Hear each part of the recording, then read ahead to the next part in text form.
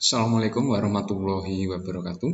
Halo para mahasiswa sekalian, para peserta mata kuliah psikologi keluarga. Ini adalah video pembelajaran untuk pertemuan ke-11, di mana pada pertemuan ini kita akan membahas tentang konflik dalam keluarga.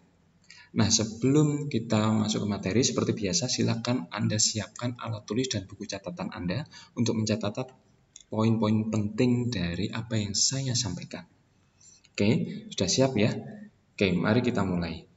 Konflik dalam keluarga. Kita mulai seperti biasa dari pengertian terlebih dahulu. Kali ini adalah pengertian konflik. Ya, pada hari-hari biasa, ya, kita melihat bahwa konflik itu terjadi karena kategori-kategori yang saling beroposisi, namun sekaligus membentuk keseluruhan. Ya, kita melihat bahwa di dalam keluarga itu tidak selalu harmonis, tetapi selalu ada konflik-konflik yang terjadi. Namun di dalam konflik itu ya tidak menimbulkan perpecahan, tapi justru ya membentuk keluarga yang harmonis. Nah, konflik itu juga terjadi ya karena memang kenyataannya ya dunia ini ya lingkungan sekitar kita ini memang beragam dan plural. Ya, isi setiap kepala anggota keluarga itu berbeda-beda.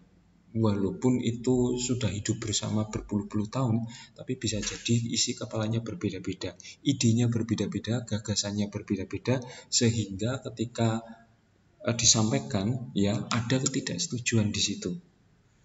Yang suami pengen A, istrinya pengen B, anaknya pengen C, kakaknya pengen D, adiknya yang bungsu pengen E, dan seterusnya. Ada keragaman, ada pluralitas di situ. Artinya, karena keragaman dan pluralitas ini adalah sesuatu yang niscaya, maka konflik itu sendiri adalah sesuatu yang niscaya atau alamiah terjadi. Ya. Nah, sehingga dari situ kita bisa membangun suatu frame bahwa konflik itu suatu peristiwa yang alamiah, suatu peristiwa yang niscaya, di mana peristiwa tersebut atau konflik tersebut di dalamnya itu mengandung pertentangan-pertentangan atau ketidaksetujuan dari ya pihak-pihak yang berkonflik. Itu ya. Misalnya saja sederhana mengenai channel televisi. Anak ingin nonton kartun, ibu ingin nonton sinetron, bapak ingin nonton pertandingan bola. Akhirnya terjadilah konflik perebutan channel televisi. Nah, kenapa terjadi konflik? Karena di situ ada pertentangan atau ketidaksetujuan. Tidak setuju nonton drama, tidak setuju nonton kartun, tidak setuju nonton sepak bola. Nah, perebutan channel televisi itu saja ya dalam pengertian ini sudah bisa disebut sebagai konflik. Nah, dari sini sudah terbayang ya definisi mengenai konflik ya. Oke. Jenis-jenis konflik. Nah, konflik itu bermacam-macam. Nah, secara garis besar konflik itu ada dua. Pertama adalah konflik yang destruktif atau merusak. Nah, ini beberapa di antara cirinya adalah konflik itu bersifat agresif atau di dalamnya itu disertai perilaku-perilaku agresif atau saling menyakiti antar pihak yang terlibat konflik. Apakah konflik perebutan channel TV itu bersifat destruktif?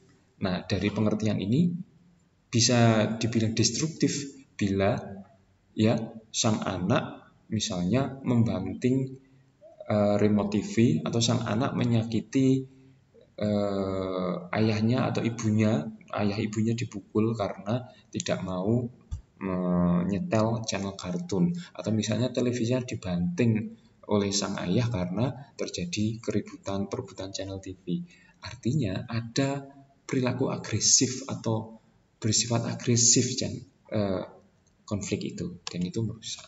Kemudian memenuhi tujuan salah satu pihak saja. Nah, bersifat destruktif apabila keinginan dari pihak-pihak yang terlibat konflik itu tidak dituruti atau tidak ada solusi di situ.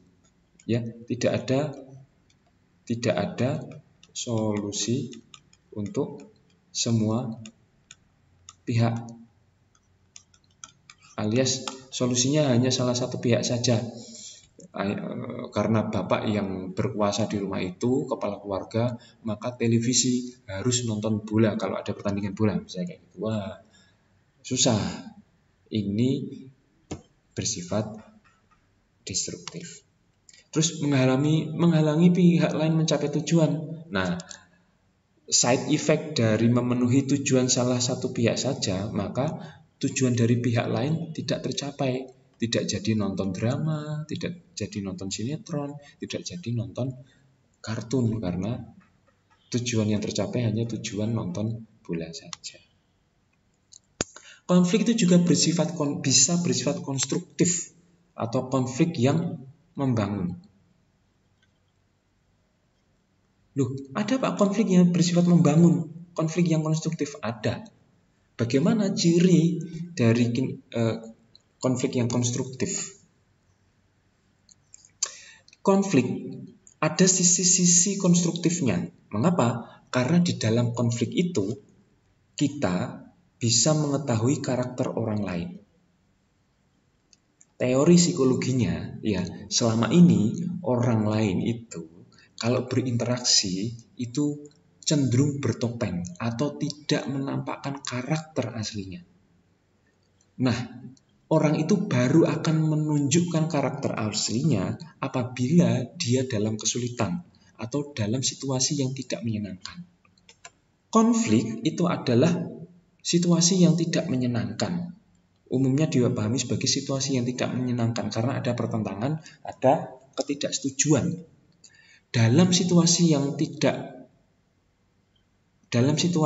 nyaman, dalam situasi yang konfliksil, maka orang-orang biasanya akan membuka topeng dan menampakkan karakter aslinya. Oh, ternyata kamu karakternya kayak gini. Oh, ternyata pacar saya karakternya kayak gini. Oh, ternyata mantan saya karakternya begitu. Oh, ternyata bapak saya, ibu saya, adik saya karakternya begini. Itu bisa kita lihat karakter mereka kalau dalam keadaan tidak nyaman, dalam keadaan terdesak, dalam keadaan ya penuh dengan ketidaksetujuan. Maka dari itu, konflik ada sisi-sisi konstruktifnya, yaitu kita bisa melihat karakter asli dari pihak-pihak yang terlibat dalam konflik. Kemudian, konflik itu juga menyebabkan pendewasaan. Ya, sisi positif dari konflik atau sisi konstruktif dari konflik adalah konflik itu menyebabkan pendewasaan. Ingat, yang namanya dewasa itu pilihan. Yang namanya tua itu pasti. Lalu lantas bagaimana agar kita bisa menjadi dewasa? Supaya kita menjadi dewasa adalah kita bisa menghadapi konflik,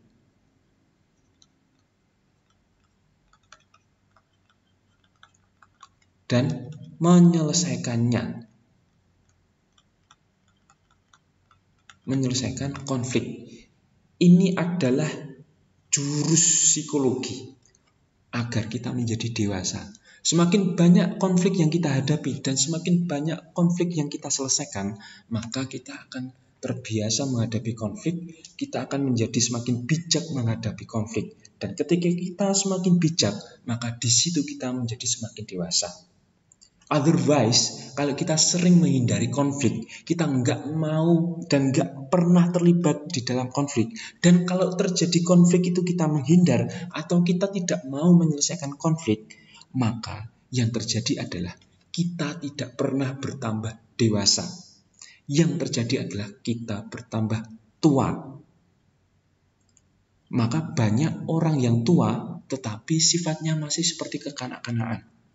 Itu adalah tanda kalau dia itu tidak pernah menyelesaikan konflik di dalam hidupnya, atau dia sering lari, sering menghindar, sering sembunyi dari konflik yang terjadi di dalam hidupnya, itu anak kecil yang tua atau orang tua yang seperti anak kecil. Kalau kita ingin dewasa, maka konflik yang terjadi, entah itu konflik finansial, entah itu konflik keluarga, entah itu konflik asmara, entah itu konflik sosial, maka kita cari tahu bagaimana cara untuk menghadapi konflik itu, menyelesaikannya, dan kalau kita sudah ketemu solusi, kita sudah paham apa yang bisa menyelesaikan konflik itu, kita akan semakin bijak menghadapi konflik-konflik di masa yang akan datang. That's how you get mature.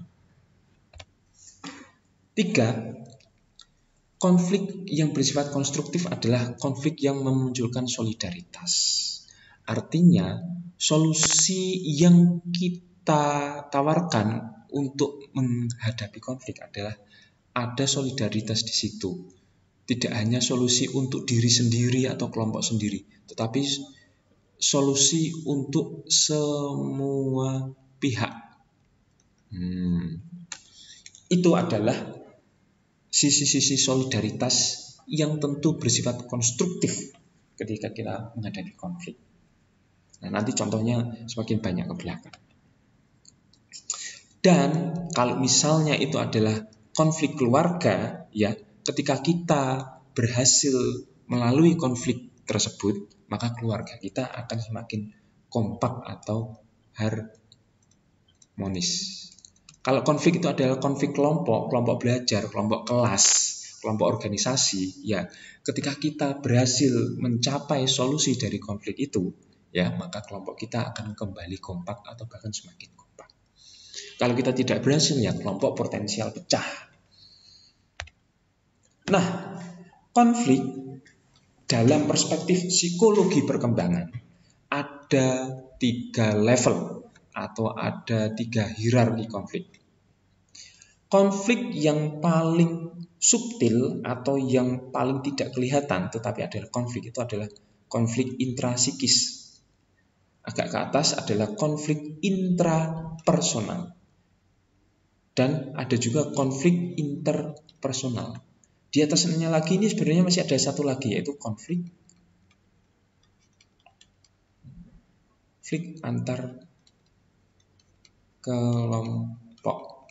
Nah, jadi sebenarnya kalau menurut saya ada 4, bukan 3.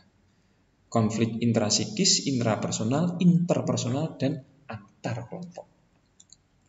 Nah, kita bahas dari konflik intrasikis terlebih dahulu. Apa itu konflik intrasikis? Ia adalah ketidakcocokan antara elemen-elemen kepribadian yang menyebabkan ketidakseimbangan psikologis. Nah, contoh, seseorang itu ingin sekali mencoba wine, tetapi tahu bahwa wine itu haram. Misalnya Anda pergi ke Jepang atau pergi ke negara-negara Eropa yang dingin, ya, melihat teman-teman Anda melihat wine itu badannya jadi hangat, Anda jadi pengen, ya Allah, ini dinginnya minta ampun. Kalau pengen menghangatkan badan kok adanya minum wine, minum anggur itu kan alkoholnya tinggi, haram itu, tapi kedinginan, ya Allah, ini gimana? Nah, itu adalah kita, ya, berkonflik di dalam pikiran kita. Ada konflik di dalam pikiran kita, ya. Contoh lain misalnya, di satu sisi kita ingin membanggakan orang tua, tapi di sisi lain kita tidak punya kualitas personal yang bisa dibanggakan kepada orang tua. Nah, ini kasihan sekali, ya. Kita sebagai anak, kita untuk pengen membanggakan orang tua, ya, pengen membahagiakan orang tua. Tetapi kita itu juga nelongso kepada diri kita sendiri karena kita tidak tahu sisi-sisi dari diri kita yang mana yang bisa membuat orang tua bangga. IPK pas-pasan, organisasi tidak ikut, ya, lomba-lomba tidak pernah juara, nggak pernah ikut, ya toh. Tidak ada prestasi dari dalam diri kita, bakat dari dalam kita, dari dalam diri kita yang bisa kita banggakan. Ya, ini kan menjadi kecemasan atau ini menjadi semacam nestapa di dalam pikiran kita. Hal-hal semacam ini adalah konflik intrasikis, konflik yang terjadi di dalam pikiran kita karena pikiran satu dan pikiran yang lain itu saling berkonflik. Ini juga bisa disebut sebagai konflik antar pikiran, di mana antara pikiran satu tidak sinkron dengan pikiran yang lainnya. Konflik intrasikis. Ada juga konflik intrapersonal. Konflik intrapersonal ini masih di dalam diri kita. Ya, konfliknya masih konflik di dalam diri. Tetapi kali ini adalah ketidaksesuaian antara pikiran dan perilaku. Dan ketidaksesuaian antara perilaku dan tujuan dari perilaku itu sendiri. Nah, contohnya apa?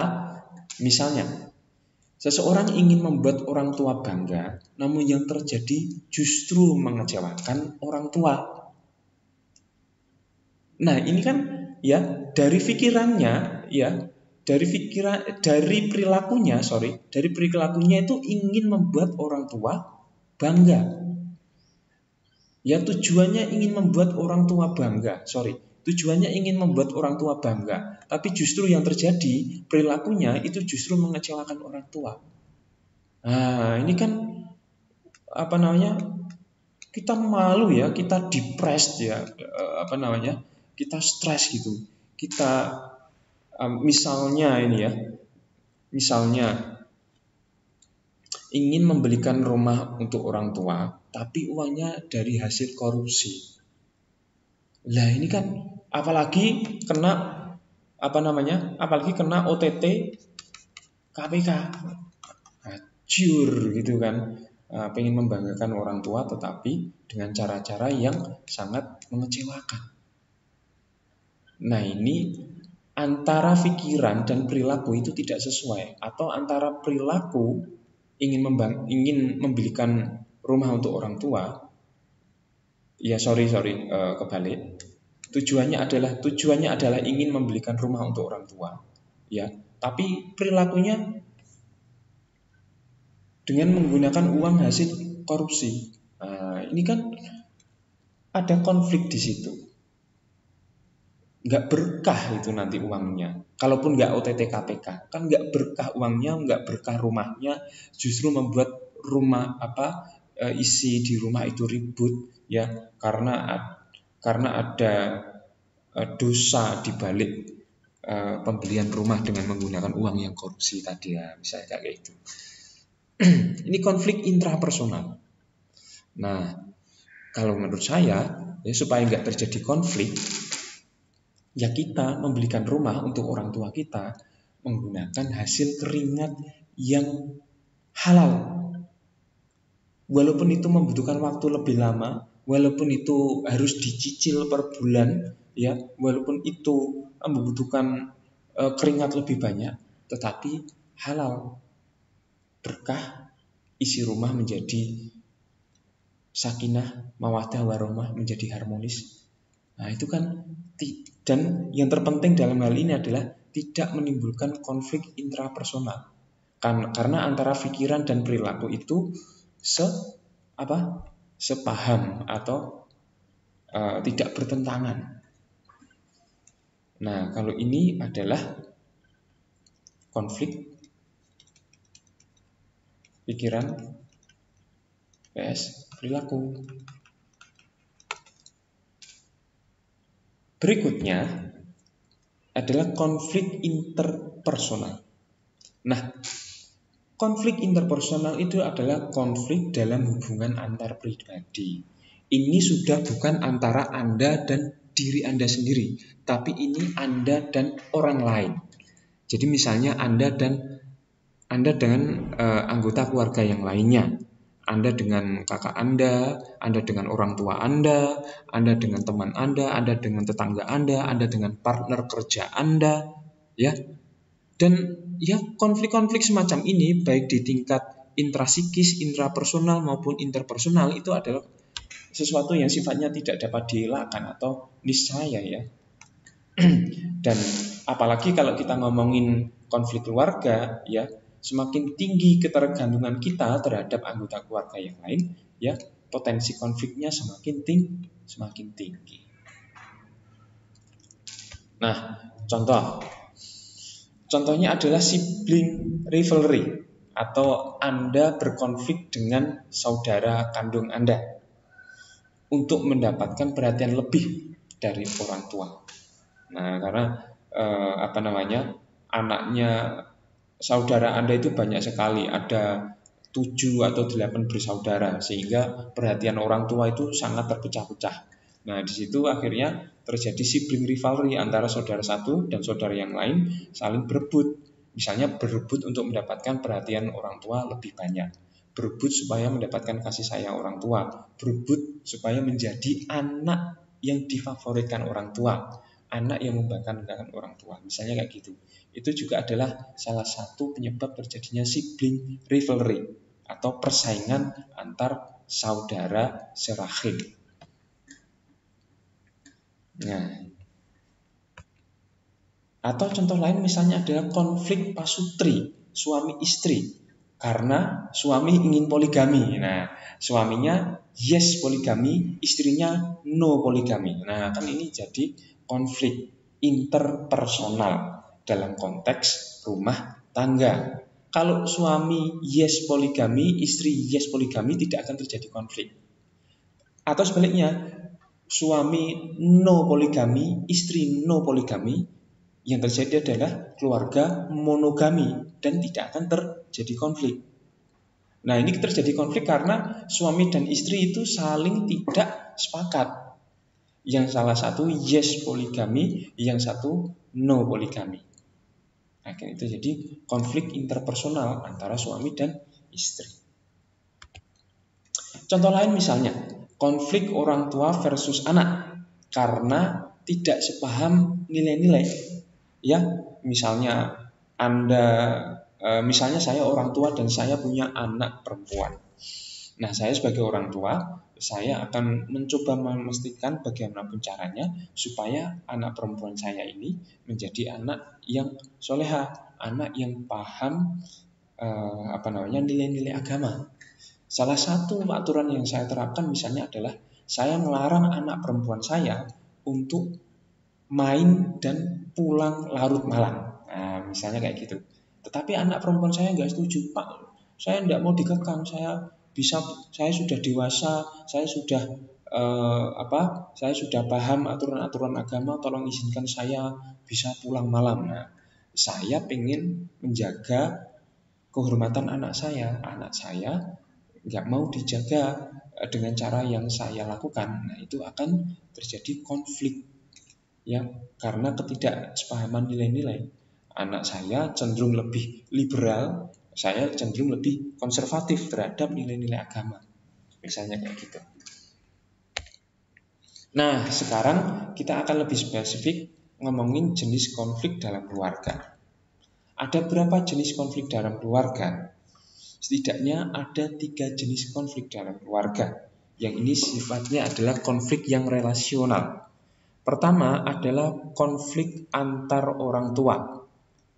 Misalnya konflik antar bapak dan ibu. Tadi saya contohkan karena bapak pengen poligami tapi ibu tidak mau poligami. Atau sebaliknya ibu pengen poliandri tapi bapak nggak mau poliandri. Nah, itu ya orang-orang India atau Asia Selatan sana ya, di mana di sana ada kultur menikah secara poliandri, di mana istri itu punya suami banyak. Itu kebalikannya poligami. Nah, itu juga potensi konflik.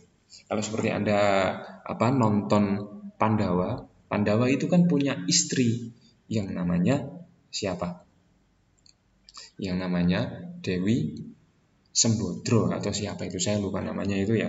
Nah, istri Pandawa, artinya 5 orang Pandawa itu istrinya 1. Artinya mereka melakukan poliandri, yaitu orang-orang India Selatan, Bangladesh, Bhutan dan di sana-sana itu ya. Nah, konflik antar orang tua itu adalah jenis konflik relasional dalam keluarga yang pertama. Terus kemudian juga ada konflik antara orang tua dan anak. Orang tua dan anak ini bisa ayah versus anak, ibu versus anak, atau ayah ibu versus anak, atau anak-anak versus ayah, anak-anak versus ibu, atau ya ayah ibu versus anak-anak. Nah, macam-macam jenisnya. Kemudian juga konflik antara anak atau yang tadi kita sebut sebagai sibling rivalry. Ini adalah jenis-jenis konflik relasional di dalam keluarga. Nah, di dalam pertemuan ini kita akan lebih memfokuskan diri pada konflik antara orang tua dan anak. Nah, konflik antara orang tua dan anak itu fokus bahasanya ada dua, yaitu ketika anak-anak itu masih kecil, ya, masih kanak-kanak, dan ketika mereka sudah beranjak remaja. Nah, yang kita bahas pertama adalah konflik pada masa kanak-kanak antara anak dan orang tua. Pada masa kanak-kanak, konflik antara orang tua dan anak itu utamanya karena tipe kelekatan atau attachment itu,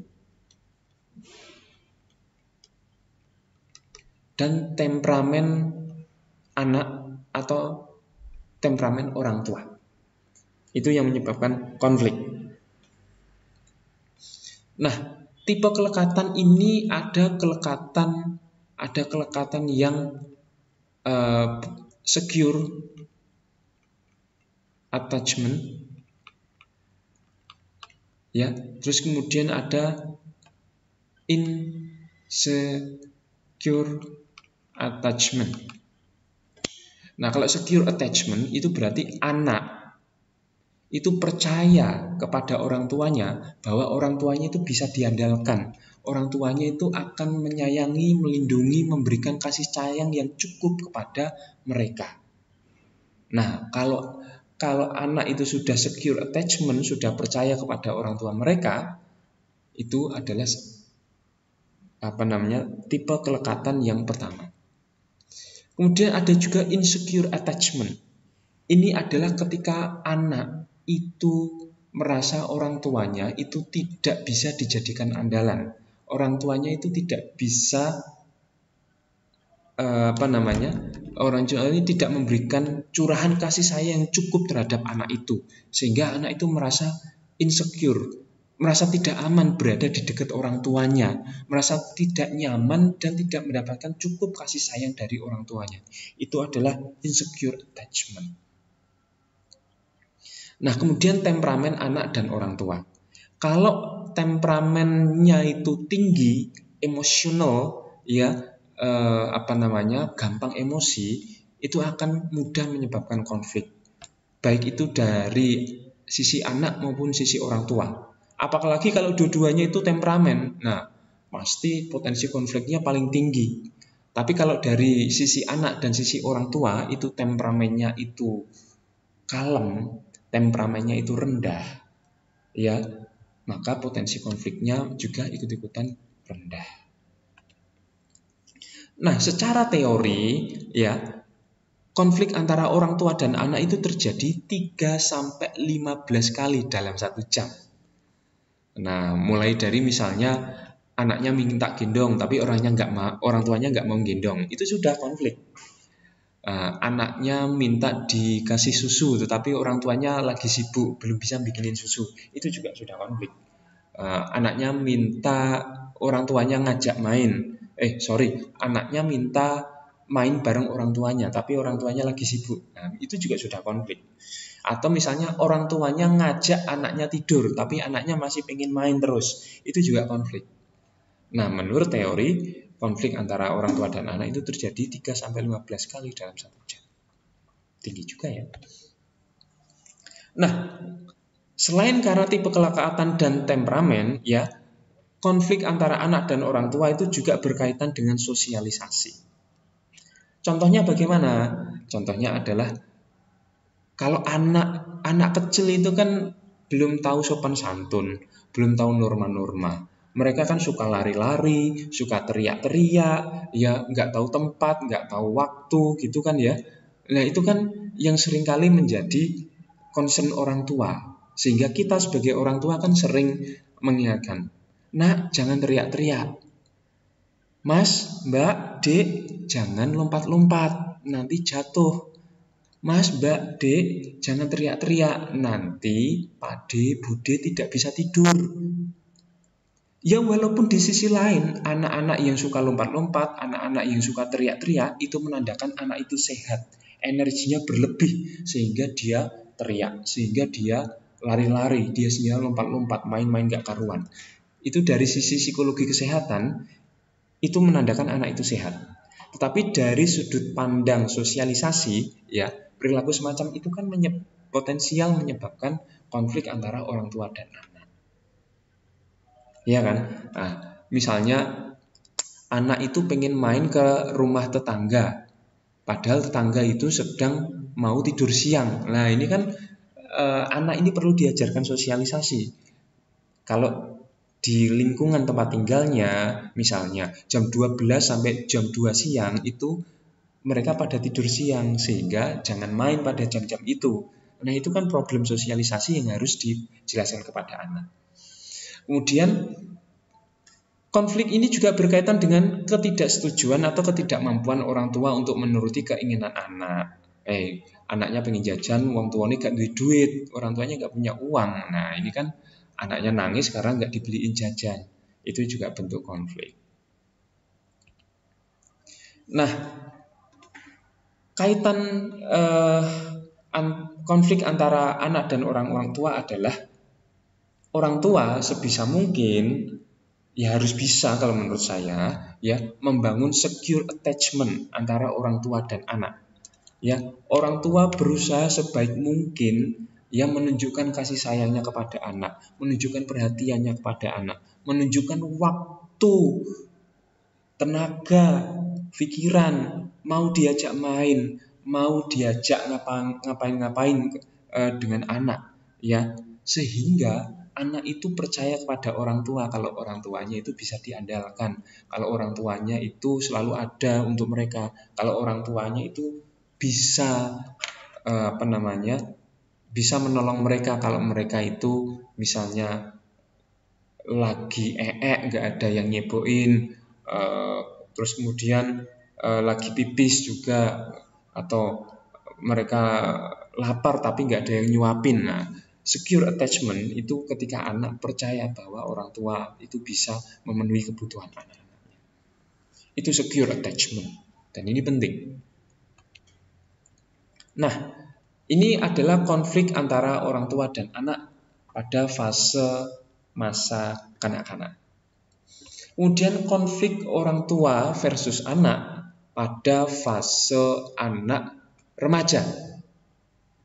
Ini kalau kita ngomong tahap perkembangan, ya ini teori perkembangan psikologi, di mana kalau remaja itu rentang usianya adalah 12 sampai 18 tahun. Kalau Anda itu sekarang sedang semester 5, itu adalah transisi antara remaja menuju ke dewasa awal. Mungkin Anda 19, 20 atau 21 tahun gitu ya. Jadi mungkin di antara Anda ada yang sudah dewasa awal, sudah bukan lagi remaja. Nah, kita ngomongin konflik orang tua dan anak pada masa remaja. Pada fase ini biasanya ya diidentifikasi sebagai puncak konflik antara orang tua dan anak. Mungkin Anda kan sudah pernah remaja, atau mungkin Anda fasenya masih remaja akhir, dan Anda mungkin mengalami sendiri. Anda banyak tidak setuju, Anda banyak ngeyel, Anda banyak ngerasani orang tua, Anda banyak tidak sepakat dengan orang tua, itu pada fase remaja ya. Gitu ya. Maka dari itu fase remaja itu seringkali dicap sebagai fase puncak konflik antara orang tua dan anak. Nah, masa-masa remaja ini saya tulis dari tadi, remaja, maksudnya remaja. Secara psikologis, remaja itu adalah fase storm and stress. Apa itu? Fase badai dan fase tekanan. Apa yang dimaksud badai, apa yang dimaksud tekanan? Ini adalah gambaran kalau remaja itu masih labil secara emosi, masih labil secara konsistensi logika, masih labil secara kepribadian, ya. Itu ciri khas remaja.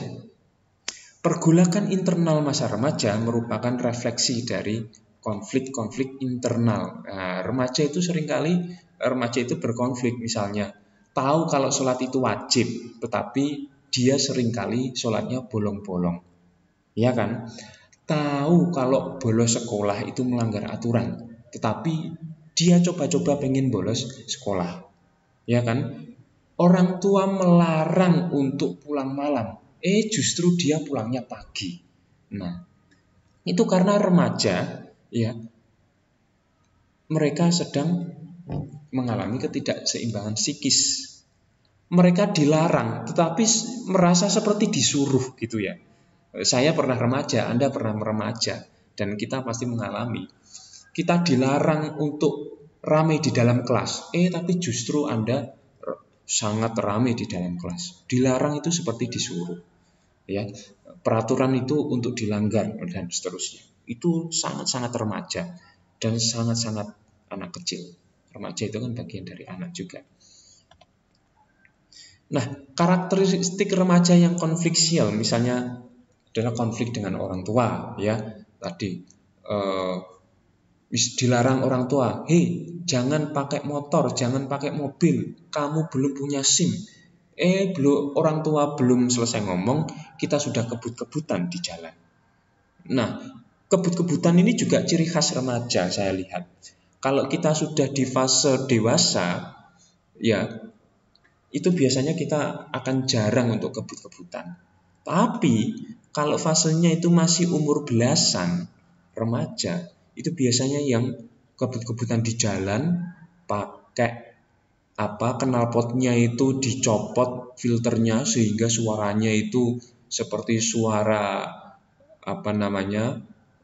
seperti suara gunung meletus itu ya, tar gitu, nggak karu-karuan. Itu ciri khas remaja. Nah, ciri khas remaja konfliksial yang lain adalah problem emosi yang bersumber dari suasana hati atau mood.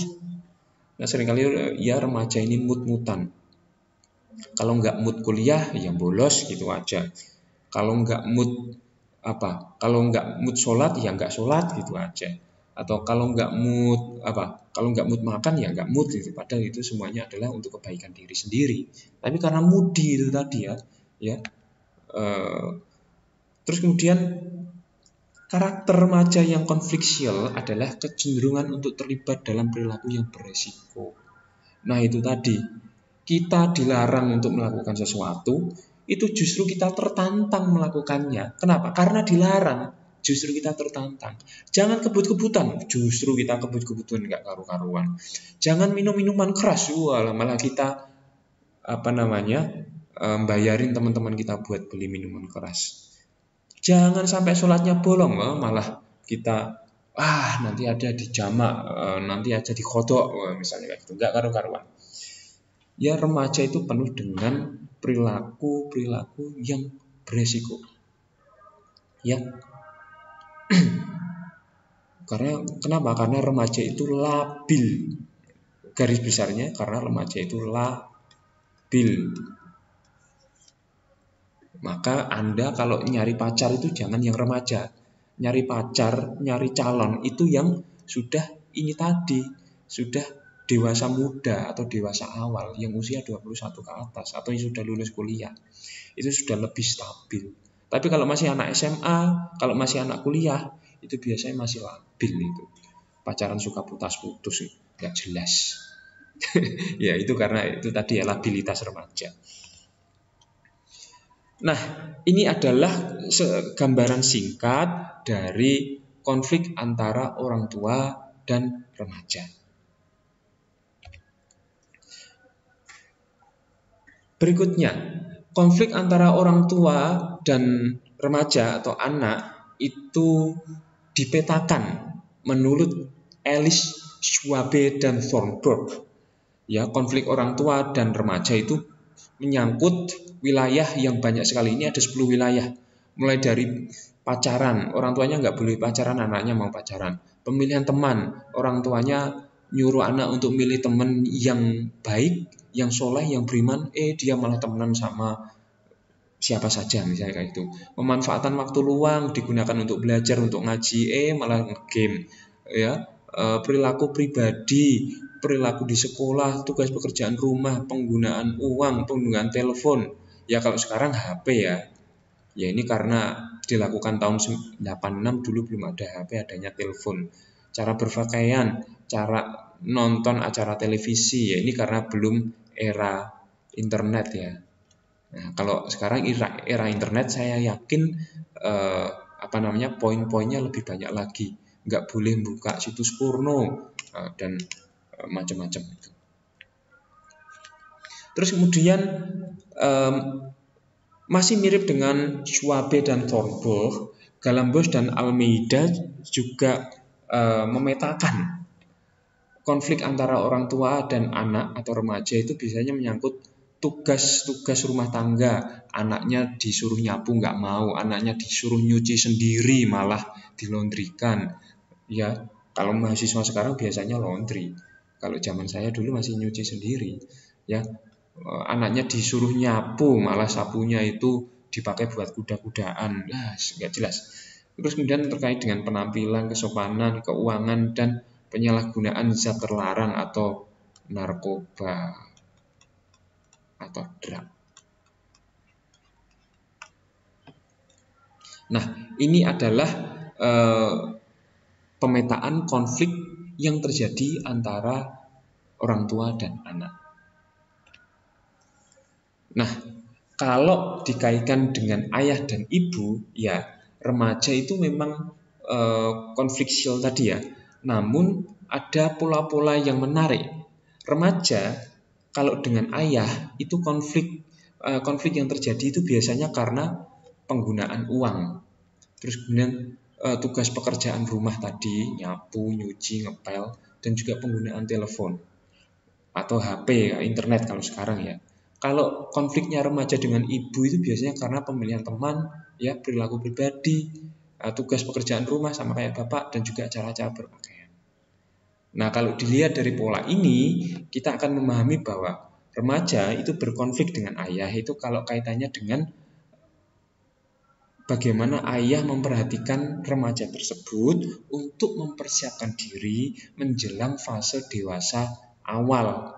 Fase dewasa awal itu apa? Supaya anak itu lebih konsisten, supaya anak itu lebih mandiri, supaya anak itu lebih bisa bertanggung jawab terhadap hidupnya, supaya anak itu bisa perhitungan terhadap pengeluaran sehari-hari dan seterusnya. Kalau ibu, ya ibu itu sering berkonflik dengan anak karena ibu itu memperhatikan aspek-aspek pribadian, mulai dari pemilihan teman, ya perilaku pribadinya, cara berpakaian itu sangat diperhatikan ibu karena ibu memperhatikan aspek-aspek pribadian dan perkembangan kepribadian dari anaknya. Ini ibu. Jelas ya. Jadi kalau remaja itu kalau ayah itu berkonflik dengan remaja itu kalau ini. Ibu berkonflik dengan remaja kalau itu gitu ya. Nah, dari konflik orang tua terhadap anak dan konflik orang tua terhadap remaja, ya ada sisi lain dari konflik keluarga, yaitu karakteristiknya. Nah, kita tahu bahwa keluarga itu adalah terdiri dari individu-individu yang sangat dekat satu dengan yang lainnya dan mereka sangat tergantung antara satu dengan yang lainnya. Anak tergantung dengan ayah, ayah tergantung dengan ibu sering dibantu anak sehingga tergantung dengan anak. Antara anggota keluarga yang satu dengan yang lainnya itu saling tergantung. maka karakteristik konflik dalam keluarga itu juga spesifik. Ini yang pertama. Konflik dalam keluarga itu sangat atau potensial terjadi, tinggi potensialnya terjadi. Mengapa? Karena antara anggota keluarga itu ketergantungannya sangat tinggi. Ibu, bapak untuk membersihkan rumah, mereka minta tolong kepada anaknya. Kalau anaknya nurut, maka tidak terjadi konflik. Tapi kalau anaknya menolak untuk dimintai bantuan sama bapak ibu, maka akan terjadi konflik. Misalnya kayak gitu. Kemudian konflik intrakeluarga, maksudnya konflik dalam keluarga, itu lebih mendalam dibanding konflik dalam konteks lain. Konteks sosial, konteks kantor atau pekerjaan, ya, konteks pertemanan sekolah. Ya, konflik di dalam keluarga itu lebih mendalam. Mengapa? Karena melibatkan perasaan, melibatkan emosi, melibatkan relasi antar anggota keluarga yang sudah terjalin sekian lama. Sehingga kalau benci, itu bencinya itu sama dalamnya dengan cinta, sama dalamnya dengan sayang antara anggota keluarga itu. Kalau dilakukan itu ya kira-kira benci-benci tapi rindu, atau rindu tapi benci. Gimana ya? Ya gitu. Benci kepada ibu karena setiap hari disuruh-suruh untuk membersihkan rumah. Tetapi sekaligus juga rindu, sayang kepada ibu karena ibu setiap hari memasakkan dan masakannya enak-enak. Bisa kayak gitu. Ya, jadi konflik intrakeluarga itu lebih mendalam bekasnya. Jadi kalau terjadi konflik di dalam keluarga dan itu tidak terselesaikan, traumanya atau bencinya atau bekas konfliknya itu sampai tidak hilang-hilang selama bertahun-tahun. Sehingga rekonsiliasi atau perdamaian antara anggota keluarga itu lama kalau bencinya itu sudah terlalu dalam. Kemudian juga semakin harmonis keluarga, ya, semakin sakinah, mawaddah warahmah, maka semakin sedikit konflik yang terjadi. Kalau menurut saya itu bukan semakin sedikit konflik yang terjadi. Kalau menurut saya itu sedikit atau banyak konflik yang terjadi, konflik tersebut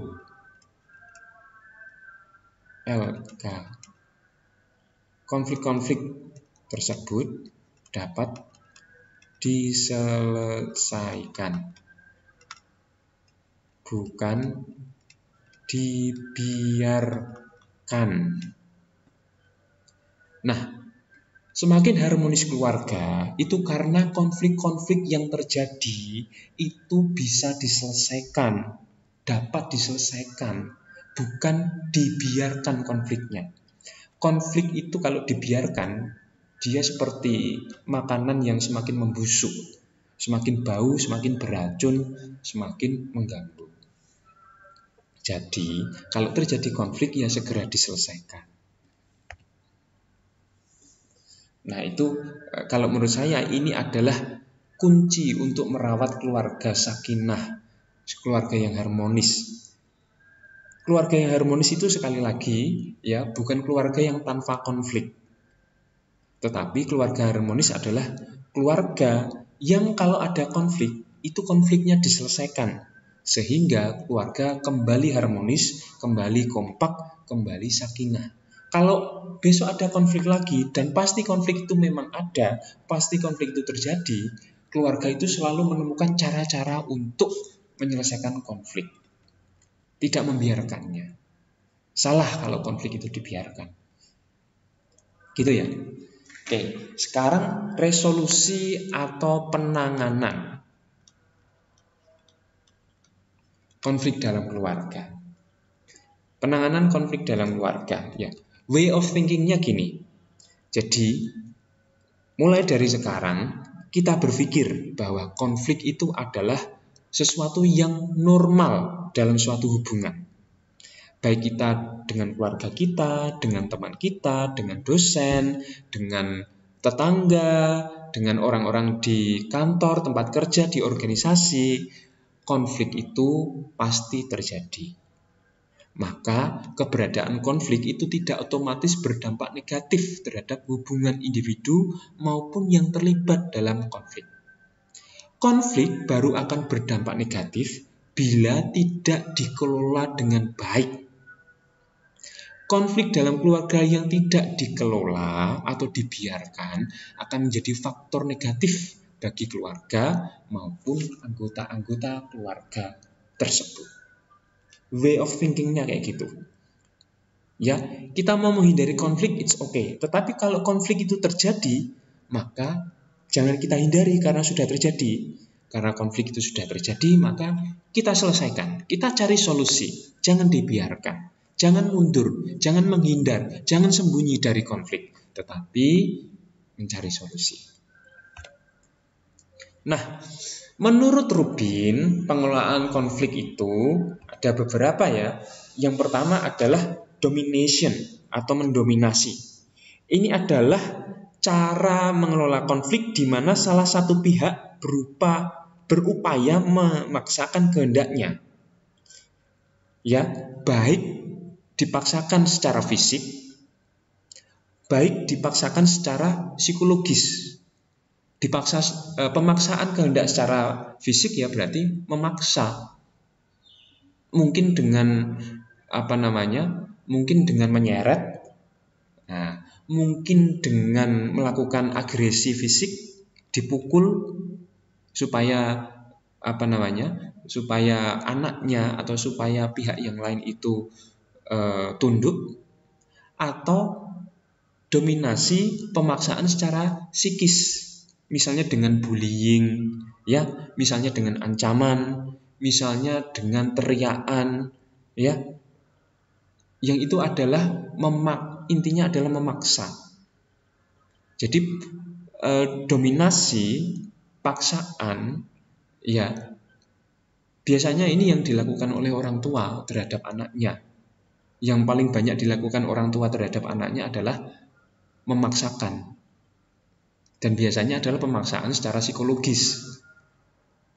Kalau nggak manut, nggak dikasih uang jajan. Nah, kan kayak gitu kan. Kalau nggak nurut bapak ibu, nanti kunci motor akan disita. Nggak bisa keluar-keluar. Misalnya kayak gitu, itu dominasi itu. Nah, dominasi ini belum tentu tidak baik. Bisa jadi dominasi ini baik. Dan ini yang paling sering dilakukan oleh orang tua kepada anaknya. Kemudian juga ada capitulation atau penyerahan.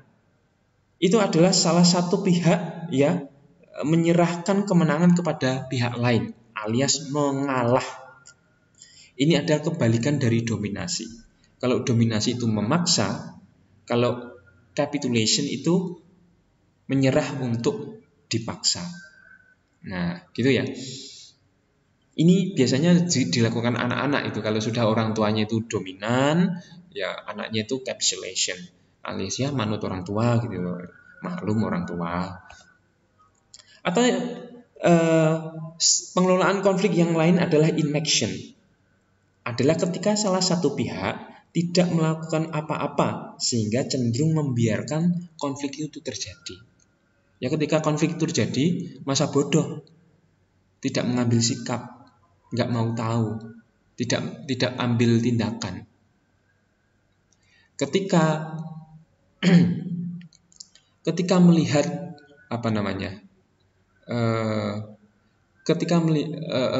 contohnya gini, ketika kunci motor itu diambil oleh orang tua, ya kita tidak mengambil tindakan, mau pasrah juga enggak, ya mau melawan juga enggak, tapi kita inaction, kita enggak mengambil tindakan, atau kita belum mengambil tindakan. Itu adalah inaction. Terus kemudian juga ada withdrawal. Apa itu withdrawal? Adalah ketika salah satu pihak menarik diri dari keterlibatan dengan konflik. Jadi cuci tangan gitu ya, menarik diri, cuci tangan, enggak mau tahu, nggak mau tahu dan nggak pengen tahu lagi gitu dengan konflik yang terjadi. Jadi cuci tangan. Terus kemudian juga ada negotiation. Apa itu negotiation? Adalah ketika pihak-pihak yang terlibat konflik itu saling berdiskusi, saling bertukar gagasan, melakukan tawar-menawar untuk menghasilkan solusi yang saling menguntungkan. Negotiation. Negotiation yang win-win solution. Win-win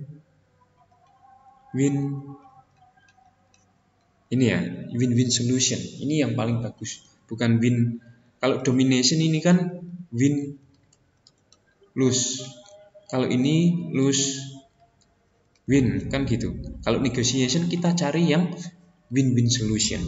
Itu pengelolaan konflik. Kalau inaction itu diam aja. Kalau withdrawal itu melarikan diri atau cuci tangan. Nah, pengelolaan konflik yang baik kalau menurut saya, kalau kita sudah sama-sama dewasa, antara kita dan orang tua atau kita dengan saudara kita atau kita dengan teman kita, ada negotiation. Tapi kalau bagi saya, orang tua, anak saya masih kecil, masih usia 4 tahun, masih usia 1 tahun, ya saya akan melakukan dominasi. Karena anak saya belum tahu apa-apa. Maka saya harus memastikan saya melakukan yang terbaik untuk anak saya. Walaupun itu ditentang oleh anak saya. Karena anak saya nggak tahu yang terbaik untuk dirinya sendiri. Mengapa? Ya karena dia masih kecil. Dan gitu. Nah, kemudian third party intervention itu berarti pihak-pihak yang terlibat konflik, ya, itu kemudian melibatkan pihak ketiga untuk menyelesaikan konflik. Nah, ini misalnya adalah pengadilan. Seorang anak yang menggugat orang tuanya karena tidak diberi warisan tanah seluas 10 hektar. Nah, ini karena sebelumnya sudah terjadi negosiasi tetapi tidak ada solusi, terus kemudian anaknya juga nggak mau ngalah, sehingga karena dia merasa mempunyai hak atas harta waris orang tuanya dan dia mengajukan gugatan ke pengadilan meminta hak warisnya itu diberikan. Bisa kayak gitu. Apakah itu sah? Ya sah secara pengadilan, tetapi secara etika ya kita lihat dulu apa yang terjadi di dalam keluarga itu. Nah, ini sambil terdengar adzan nggak apa-apa ya. Nah, faktor-faktor pengelolaan konflik yang itu tidak konstruktif. Ingat di depan tadi bahwasanya konflik itu bisa konstruktif, bisa destruktif. Nah, ini kalau pengelolaan konflik yang destruktif, ini yang kayak gimana? Supaya kita tidak terjebak di konflik yang destruktif ya. Nah, persepsi negatif terhadap konflik. Nah, kita melihat konflik itu secara negatif. Konflik itu sama dengan masalah. Masalah itu maka harus dihindari. Belum tentu. Kita juga bisa melihat sisi konstruktif atau sisi positif dari konflik itu. Kan kita tadi sudah lumayan banyak membahas. Faktor yang lain, faktor destruktif lain dari konflik adalah perasaan marah. Ketika ada konflik, itu kita sudah mengedepankan emosi, bukan logika atau nalar, tapi sudah mengedepankan emosi. Terus kemudian pengelolaan konflik yang destruktif itu juga penyelesaian oleh waktu. Kita tadi sudah membahas tentang inaction dan juga withdraw. Ini adalah tidak mengambil tindakan atau bahkan tidak mau tahu cuci tangan dari konflik yang terjadi. Akhirnya mundur, tidak ada solusi. Sampai berbulan-bulan, sampai bertahun-tahun nggak ada solusi juga. Mengapa? Karena inaction atau salah satu pihak withdrawal, sehingga tidak ada solusi yang tepat. Saya kasih contoh, misalnya perjodohan. Orang tua ingin menjodohkan anaknya, tapi karena anaknya itu merasa modern, anak zaman now, anak milenial menganggap perjodohan itu kuno, usang. Cukup Siti Nurbaya, cukup R.A. Kartini yang dijodohkan. Kami para generasi milenial mengatakan no pada perjodohan. Kayak gitu. Akhirnya kan terjadi konflik antara ortu yes perjodohan, anak no. Nah, misal kayak gini, ini kan terjadi konflik. Kalau orang tua dan anak itu bisa menghadapi konflik ini secara konstruktif, maka mereka akan melakukan negosiasi agar terjadi win-win solution. Maksudnya Bapak Ibu gimana sih perjodohan? Saya tuh pengennya kayak gini. Ayo orang tua dan anak saling ngobrol untuk menemukan solusi, kompromi gitu kan. Tapi kalau anak itu sudah melihat perjodohan ini secara negatif, ini anak akan cenderung menghindari. Apa itu perjodohan? Itu kuno, itu sudah nggak modern itu.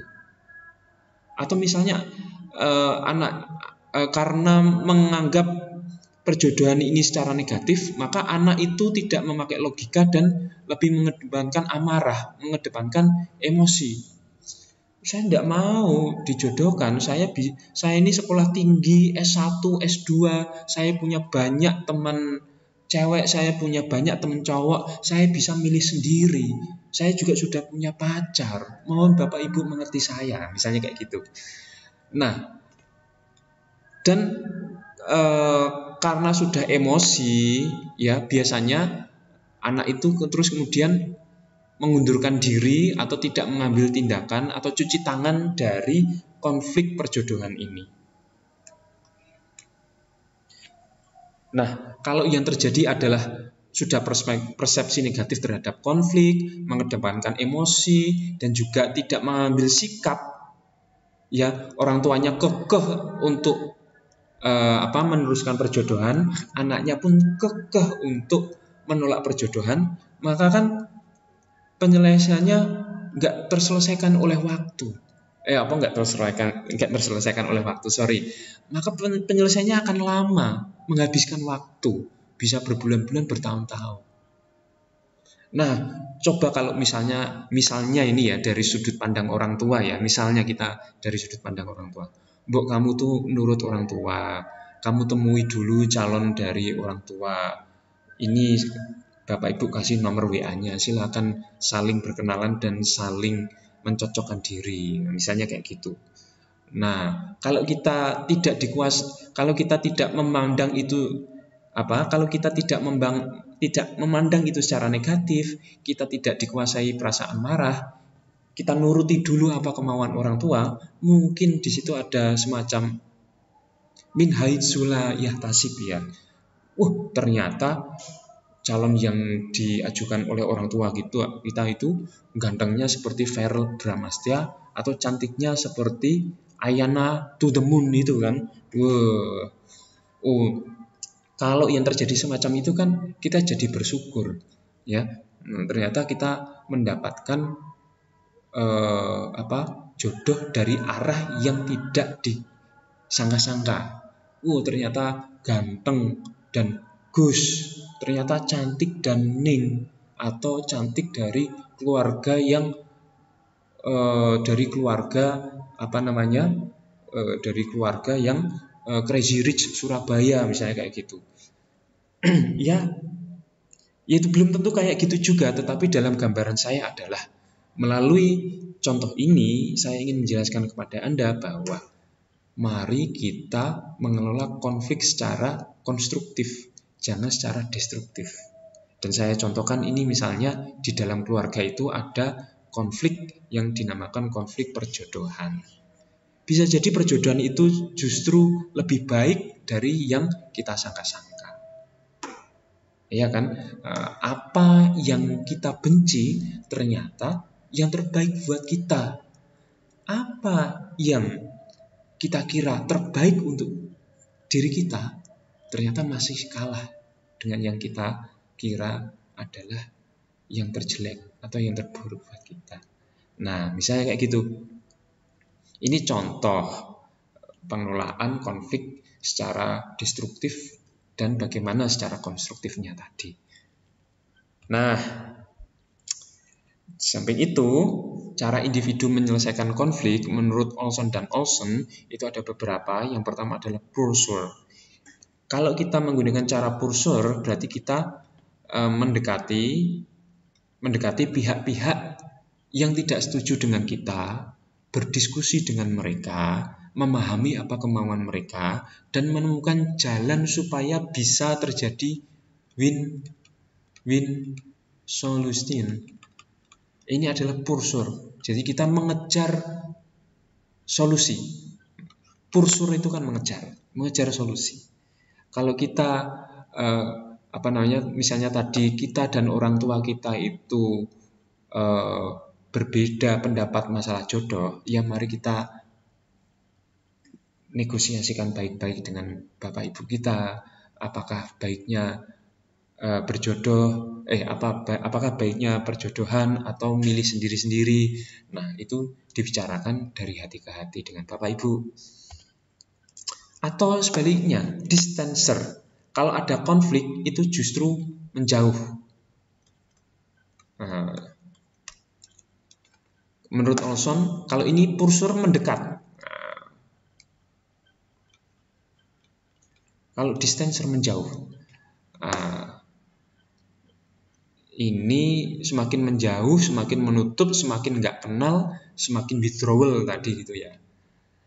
Atau kalau ada konflik itu kita menjadi lemah, menjadi melemahkan diri, atau kita menjadi loser. Loser itu apa bahasanya? Menjadi pesakitan gitu ya. Kalau dalam konflik itu kita mengalah atau menjadi pihak yang dikalahkan.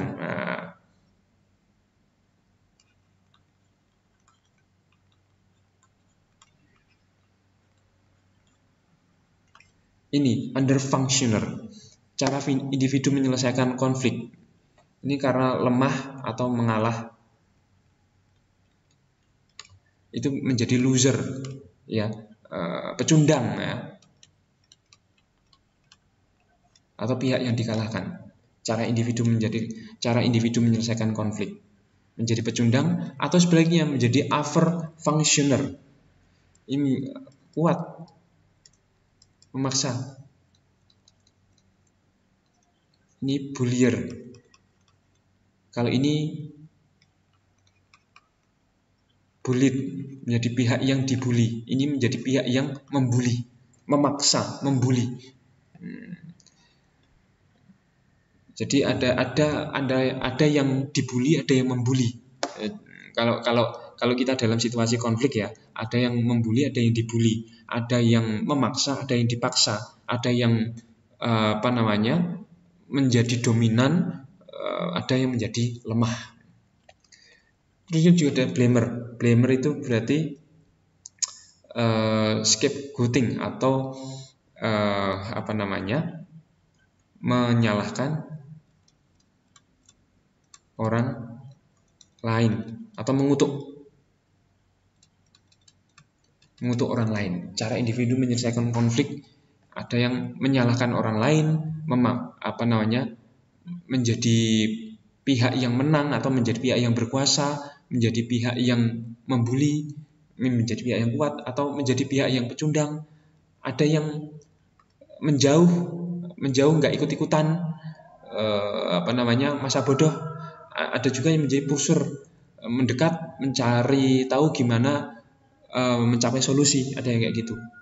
Nah, dua ini biasanya mengandung perilaku agresif, overfunctioner dan blamer itu. Kalau ini yang menjadi korban perilaku agresif. Kalau ini seperti Squidward itu ya, nggak ikut-ikutan, masa bodoh, menjauh, yang penting dirinya sendiri itu ya, distancer itu ya. Nah, kalau menurut saya yang paling bagus, yang paling konstruktif. Mendekati, mengenali, mengajak ngobrol pihak-pihak yang mengalami konflik dan mencari solusi. Nah, selain dari cara individu menyelesaikan konflik, ada juga gaya-gaya pengelolaan konflik atau resolusi konflik. Yang pertama adalah positive problem solving. Nah, kalau positive problem solving ini jelas kita melakukan perundingan, ya, kita melakukan negosiasi, kita mencari tahu gimana caranya mencapai solusi yang win-win solution. Kita tidak mencari win-lose, tidak mencari lose-win, atau kita tidak mencari lose-lose solution. Tidak. Tetapi positive problem solving. Kita mencari win-win solution. Di dalam keluarga kita, apalagi kita di dalam keluarga kan, kita mencari yang terbaik buat keluarga kita, yang win-win solution buat keluarga kita, kan kayak gitu. Terus kemudian juga gaya resolusi yang conflict engagement, ya. Kalau conflict engagement itu atau pertikaian yang mematik pertikaian itu biasanya dengan melakukan kekerasan, perilaku agresif, marah-marah, membela diri sendiri atau pihaknya, menyerang orang lain, menyerang anggota keluarga lain, dan cenderung lepas kontrol. Ini karena lebih ke konflik atau bertikai atau rame-rame gitu ya. Kalau ada konflik dibikin rame. Itu gaya resolusi konflik yang conflict engagement. Nah, withdrawal kayak tadi, menarik diri, salah satu menarik diri dari konflik, menghindari konflik. Dan bukan berarti withdrawal ini menyelesaikan konflik, tidak, tetapi membiarkan konflik itu terjadi, tidak terselesaikan. Misalnya Anda punya mertua yang galak, Anda dimarahin oleh mertua Anda karena ketidaksetujuan karena suatu hal. Artinya Anda tidak pernah berkunjung lagi ke rumah mertua Anda. Walaupun itu ketika Idul Fitri, Idul Adha, nggak pernah berkunjung ke mertua Anda. Itu berarti Anda melakukan withdrawal, gitu ya. Terus kemudian juga ada compliance. Compliance itu berarti tunduk. Ini tadi sudah ya, ini tadi menarik di bertikai. Kalau compliance itu nurut atau tunduk. Misalnya tunduk kepada orang tua, tunduk kepada pihak lain yang menurut Anda memang pantas kita tunduk kepada mereka. Nah, ini adalah gaya-gaya resolusi konflik. Ada yang positive problem solving, mencari solusi yang win-win solution, bukan yang win-lose, bukan yang lose-win, bukan yang lose-lose solution, tapi win-win solution untuk semuanya. Bukan justru bertikai, kekerasan, bukan menarik diri, atau bukan hanya nurut atau tunduk saja, tetapi mencari solusi yang baik buat bersama. Nah, ini gaya resolusi konflik. Nah, kemudian yang tidak kalah penting dari konflik orang tua dan anak itu adalah konflik nilai. Konflik nilai itu berarti adalah konflik yang berkaitan dengan penanaman nilai-nilai dari orang tua ke anak. Ya, orang tua kita menanamkan nilai kejujuran, menanamkan nilai keberanian, menanamkan etika kesopanan, ya, menanamkan berbagai hal-hal baik di dalam pikiran dan hati kita. Itu bukan tanpa melalui konflik. Pasti ada konflik-konflik yang menyertai penanaman kejujuran, penanaman karakter-karakter baik di dalam anaknya. Nah, maka dari itu konflik nilai itu konflik yang penting juga dalam relasi konflik orang tua dan anak. Nah, lantas bagaimana pengelolaan konflik nilai antara orang tua dan anak? Nah, menurut Natarjan sih, pertama ya kita sebagai orang tua ya perlu untuk menentukan nilai atau value mana yang berkonflik. Apa yang dianggap penting orang tua, apa yang dianggap penting menurut anak. Jadi ditemukan apa yang penting bagi orang tua, apa yang penting menurut anak. Bagi misalnya anak perempuan yang pulang malam. Nah, orang tua berusaha untuk menjaga kehormatan keluarga dan kehormatan anaknya sehingga anak perempuannya itu dilarang untuk pulang malam. Dan itu berkonflik dengan anaknya yang menurut anaknya yang penting adalah dia tidak melanggar norma, dia menjaga kehormatan dan macam-macam. Yang penting dia bisa beraktivitas sebagaimana anak muda seusianya. Nah, yang penting bisa menjaga gitu. Nah, dari situ orang tua dan anak harus menentukan nilai mana yang berkonflik sehingga di situ harus nanti dilakukan kompromi. Nah, misalnya dari hasil kompromi yang terjadi misalnya orang tua silahkan main beraktivitas tapi tetap menjaga diri dan kehormatan keluarga dan pulang jangan sampai jam 10 misalnya kayak gitu. Dan anaknya pun juga misalnya dengan pilihan semacam itu, tetap menjaga diri ya, misalnya tetap menjaga kehormatan diri dan menjaga keluarga, dan itu kompromi. Dan komprominya tidak harus seperti itu. Yang penting orang tua dan anak itu bisa menemukan lagi-lagi kompromi yang win-win solution. Win-win solution itu saya Anda gitu ya. Saya Anda Terus kemudian mempertimbangkan lagi nilai-nilai yang penting. Nah, kembali lagi dipertimbangkan apakah ada nilai-nilai penting yang harus tetap dipertahankan. Apa itu yang harus tetap dipertahankan? Apa yang boleh diubah atau boleh dikompromikan? Nah, ini harus tetap diomongin antara orang tua dan anak.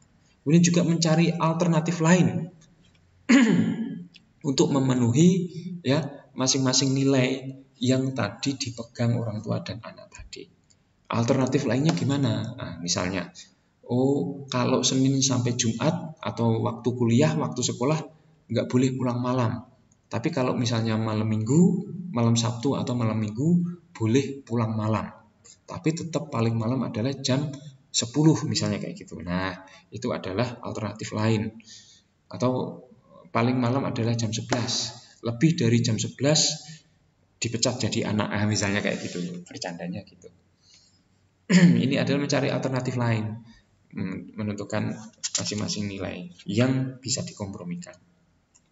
Nah, biasanya orang tua itu sudah punya strategi untuk menghadapi situasi-situasi yang konfliksil dengan anak. Beberapa strateginya di antara lain adalah dengan kukuning. Apa itu kukuning? Yaitu melindungi anak dari pengaruh masyarakat luas dengan membatasi akses anak terhadap nilai-nilai alternatif atau kemampuan untuk berperilaku yang bertentangan dengan nilai-nilai orang tuanya. Ya, jadi orang tua itu sudah punya nilai dan anaknya itu diinternalisasikan nilai-nilai dari orang tuanya itu. Tidak hanya itu, anaknya itu juga dilindungi supaya nilai-nilai liar dari lingkungan sekitar itu tidak mendisrupsi, memasuki kepala dan hati anak-anaknya. Nah, metode kukuning atau strategi kukuning ini ada dua cara. Pertama adalah reasoned kukuning, yang kedua adalah controlled kukuning.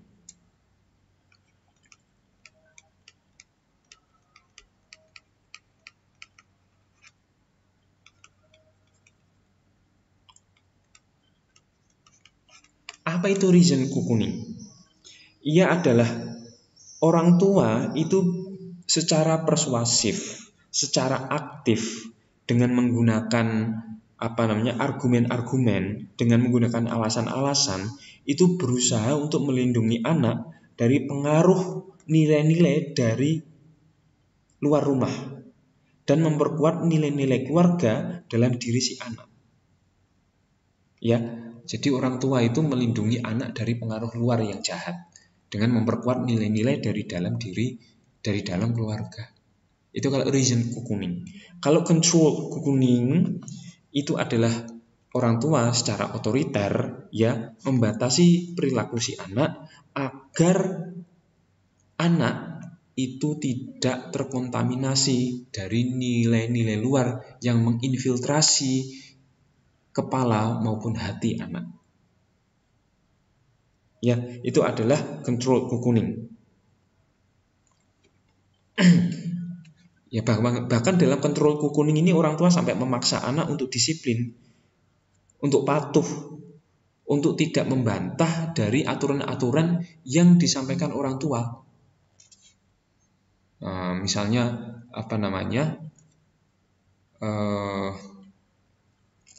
anaknya mengikuti organisasi di mana di dalam organisasi itu banyak anggotanya yang pemabuk. Karena orang tua khawatir anaknya jadi pemabuk, orang tua memaksa anaknya untuk tidak aktif dalam organisasi tersebut. Karena orang tua khawatir nanti anaknya ikut-ikutan jadi pemabuk. Misalnya kayak gitu. Itu cocooning. Kemudian juga ada pre-arming. Apa itu strategi pre-arming? Ia adalah orang tua memberikan kesempatan ya untuk ngomong atau untuk ngobrol kepada anaknya. Dan obrolan ini adalah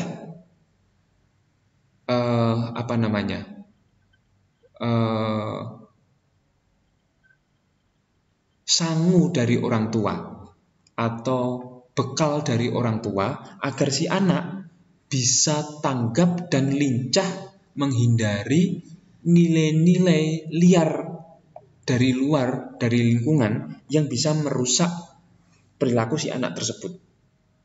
Ya, orang tua itu mengantisipasi konflik nilai dan menyiapkan anaknya untuk menghadapi konflik nilai tersebut. Supaya anaknya tidak terracuni nilai-nilai yang liar dari luar keluarga. Dan supaya anak itu tetap fokus, tetap menginternalisasi nilai-nilai dari dalam keluarga. Jadi orang tua menguatkan anak, menguatkan si anak dan mengantisipasi si anak, bahkan mengancam anak supaya anak itu tidak menginternalisasi nilai-nilai dari luar keluarga. Nah, itu pre-arming. Kemudian juga ada compromise. Apa itu compromise? Itu memberikan kesempatan atau membiarkan anak untuk terpapar konflik nilai. Apakah konflik nilai konservatif versus liberal? Apakah konflik nilai antara moderasi beragama dan ekstremisme beragama? Ada konflik nilai. Namun orang tua tetap mengontrol perilaku si anak itu, tidak membiarkannya. Ketika anak sudah terpapar oleh konflik nilai, orang tua terus kemudian menarik si anak dan menjelaskan konflik apa yang terjadi, sehingga anak itu tidak tidak terinfiltrasi nilai-nilai dari luar keluarga tadi. Atau misalnya orang tua juga mungkin melakukan strategi compromise. Apa itu compromise? Orang tua mengalah demi kebutuhan anak dan membiarkan anak mengambil keputusan sendiri karena anaknya sudah besar atau anaknya sudah mandiri atau anaknya tadi sudah akil balik, akalnya sudah berfungsi secara sempurna sehingga orang tua mengalah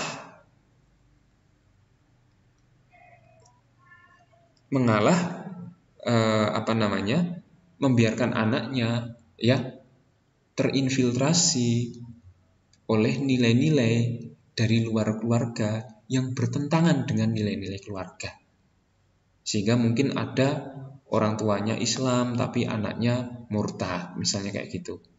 Nah, itu kan berarti orang tuanya difference, orang tuanya mengalah, membiarkan anak ya terinfiltrasi oleh nilai-nilai lain dari luar keluarga yang itu bertentangan dengan nilai keluarga yang misalnya Islami. Itu difference. Nah, itu adalah beberapa strategi orang tua untuk menghadapi konflik dengan anak. Ya, pertama, orang tua melindungi anak, orang tua memberikan memberikan wanti-wanti kepada anak, orang tua kompromi orang tua membiarkan anaknya terpapar dalam konflik nilai, tetapi masih dalam kontrol orang tua, masih dalam pengawasan orang tua. Nah, ini kalau orang tua mengalah karena anaknya sudah terinfiltrasi oleh nilai dari luar dan membiarkan itu sebagai pilihan anaknya. Nah, itu adalah strategi untuk menghadapi konflik dengan anak. Oke. Nah, sampai di titik ini ya, saya kembali menguatkan Anda melalui way of thinking sebagai berikut ya. Konflik orang tua dan anak itu dapat berfungsi sebagai media penanaman nilai. Ya, media penanaman nilai. Hal itu karena selama konflik orang tua dapat menyampaikan pesan-pesan moral, ya, nilai-nilai agama, ya, kebajikan-kebajikan dan harapan-harapannya kepada si anak. Pasti orang tua itu pengen yang terbaik buat anaknya, harapan yang terbaik buat anaknya, dan itu disampaikan orang tua kepada anaknya ketika terjadi konflik misalnya. Hal itu berfungsi mendorong anak menginternalisasi nilai yang disampaikan oleh orang tuanya. Apabila konflik nilai itu dikelola secara konstruktif. Ya, kata kuncinya adalah apabila konflik nilai itu dikelola secara konstruktif, maka orang tua dapat menginfiltrasikan nilai-nilai ke dalam pikiran dan hati anaknya. Dan itu memang tugas orang tua. Saya pun kepada anak-anak saya yang masih kecil selalu menanamkan kejujuran, menanamkan kasih sayang, ya, menanamkan kesopanan. Dan itu bukan sehari dua hari, itu setiap hari saya lakukan begitu. Itu seperti kita memanen, ya, kita menanam benih yang baik dan kita menyiraminya tiap hari. Kita tidak tahu kapan panennya, yang penting kita itu menyiraminya terus. Menyirami terus dari anak masih kecil, tumbuh sampai remaja, sampai dewasa, kita menyirami terus dengan nilai-nilai yang baik. Kapan kita memanen buah dari nilai-nilai yang baik itu, kita tidak tahu. Itu hanya Gusti Allah yang tahu. Pokoknya kita sebagai orang tua, kita menanamkan nilai yang baik terus-menerus setiap hari. Walaupun harus berkonflik dengan anak. Nah, gitu kira-kira penjelasan saya. Terima kasih kepada Anda yang sudah menjelaskan pendengaran saya yang panjang kali lebar ini. Ya, kita akhiri dulu penjelasan saya sampai di sini. Kita akan bertemu di pertemuan ke-12 atau pertemuan berikutnya. Sampai jumpa. Saya akhiri. Wassalamualaikum warahmatullahi wabarakatuh.